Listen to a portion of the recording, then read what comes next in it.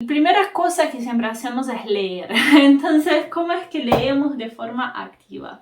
Hacer una lectura activa no es muy difícil. Es un poco engorroso al principio y puede ser que te demande mucho tiempo las primeras veces que vayas a hacer, pero con la práctica cada vez queda más rápido y puedes hacerlo de forma mejorada. Hacer una lectura activa, entonces, por ejemplo, yo tengo un texto sobre Alzheimer, que es un texto que es una enfermedad que, aunque no seas de la parte de medicina, vas a saber de qué estoy hablando. Bien, Alzheimer es una enfermedad que las personas no se recuerdan, van progresivamente perdiendo la memoria. Lo primero que voy a pensar es, me dan un texto, lo único que veo que dice, el título se llama Alzheimer. Entonces yo voy a esperar que en ese texto me hablen de la enfermedad de Alzheimer. Puede ser que sea un texto que está hablando de una persona que tiene Alzheimer como un cuento, una historia, o puede ser un texto científico que me hable de la enfermedad como un sí. Entonces, los cuestionamientos que yo tengo que hacer antes de empezar a leer ese texto es ¿quién es la persona que tiene Alzheimer? O ¿cómo es las características del Alzheimer? ¿Cómo es el tratamiento? ¿Cómo es el diagnóstico? ¿En qué me estoy basando a decir que esa persona tiene Alzheimer? ¿Cuáles son las características principales? ¿Qué es la enfermedad? ¿Cómo es la patogenia? ¿Quién es que la causa? ¿Es un patógeno? ¿Es un bicho? ¿Es un prión? ¿Qué es lo que causa esa enfermedad? Todos esos son cuestionamientos que mientras yo voy leyendo mi texto, los tengo que ir respondiendo. Y ahí podemos hacer de distintas formas. Podemos realmente agarrar un texto físico y escribir esas preguntas arriba o escribir los que yo creo que son los tópicos principales o ir tachando las preguntas a medida que van siendo respondidas en el texto, resaltándolas o sacando flechitas o poniendo post-its, lo que prefieras vos. O hasta agarrando un papel y haciendo todo eso a un costado y otra hoja y juntando todo. Ahora va un truco para saber qué preguntas tenemos que hacer con un texto. Cuando estamos estudiando en la facultad, la mayoría de las clases que vamos a ver al principio te dicen objetivos.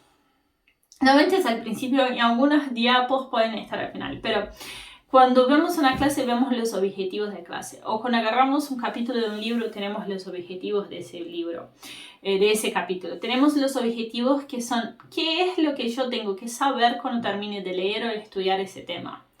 Esas son las preguntas que hacemos para ir respondiéndolas mientras estamos leyendo o escuchando esa clase.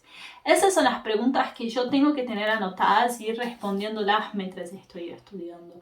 Porque ese es el direccionamiento del autor de la clase, del autor del libro, que me va a permitir realmente aprender lo que él quiere que yo aprenda. Y creo que eso es la cosa más subvalorizada, lo que menos personas prestan atención son los objetivos de clase. Como docente yo me di cuenta que nadie ni los escuchaba. Entonces yo empecé a dar mucha énfasis a los objetivos de clase cuando daba clase y me vino una vez un alumno a preguntar ¿y por qué yo? Porque gastaba como 5 minutos sin explicar los objetivos. Y al final de la clase hacía unas preguntas activas a los alumnos si habían aprendido esos objetivos. Entonces un alumno vino y me preguntó por qué. Y yo le expliqué, si vos lográs tener todos esos objetivos que yo puse al principio, que yo les conté al final, que hablamos sobre ellos, si vos lográs cumplir todos esos objetivos, significa que aprendiste la clase. Entonces, la lectura fue suficiente, ver esa clase fue suficiente si podés responder los objetivos. Entonces, usémoslos y si el libro, el texto no tiene, tenemos que crear nuestros propios objetivos.